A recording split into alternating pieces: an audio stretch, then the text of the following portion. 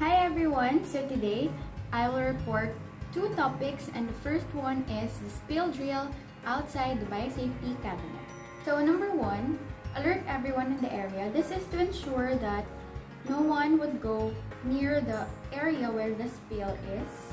And then number two is to doff the personal protective equipment. Number three is to leave the laboratory area for at least 30 minutes. And the next one is to inform the laboratory manager and the biosafety officer. So next one is place a sign on the door indicating that there is a spill so that no one would come inside. And then don appropriate PPE and re-enter the area with your spill kit, and always go with pairs. And the next one is to place absorbent material on the spill and cover the whole area.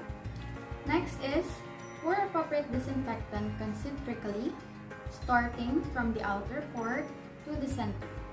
And then next is to observe appropriate contact time and pick up the absorbent material using tongs and place inside a biohazard bag, which is the yellow one.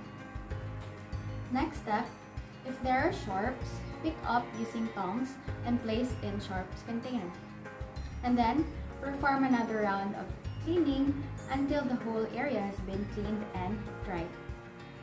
For the next step, doff use personal protective equipment and put discard bag into another discard bag, which is what we call the double bagging. Next is to put reusable materials in different container bag, and then decontaminate waste in autoclave, remove the signage, and last one is to prepare a report. So for our second topic is the proper waste segregation. Okay, so what is segregation? Segregation is the key to any effective waste management.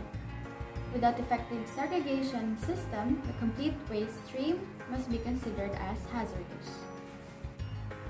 So, waste streams are created to ensure you only treat what you have to, and then each type of waste is treated appropriately and to only decontaminate what you have to. So, what are the points to consider?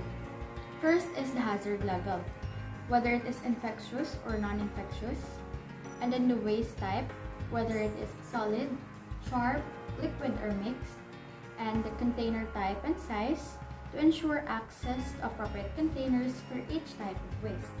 The last one is the color coding for quick visual indication of risk associated with waste. So here is the color coding scheme according to the DOH Healthcare Waste Manual, 3rd edition of 2011. We have 5 colors for the color coding, which are the black, green, yellow, red, and orange. So what are the type of containers and type of waste under each color? For the black one, trash bin or plastic bags, and the type of waste are non-infectious dry waste. For the green one is a trash bin or plastic bag, and the type of waste is non-infectious wet waste. For the yellow one is a plastic bag or double bagging, and the type of waste is infectious pathologic waste. For the red one is the puncture-proof container, and the type of waste are sharps. And the last one is the orange, which are containers for radioactive waste. Dealing with segregation errors. Staff should never attempt to correct errors of segregation by removing items from a bag or container after disposal or by placing one bag inside another bag of a different color. And always remember the rule of thumb: if general and hazardous waste are accidentally mixed, the waste should always be treated as hazardous waste. So that's it for today, guys. I hope you learned something from the topics I've discussed, and thank you so much for listening, and don't forget to like and subscribe and stay safe.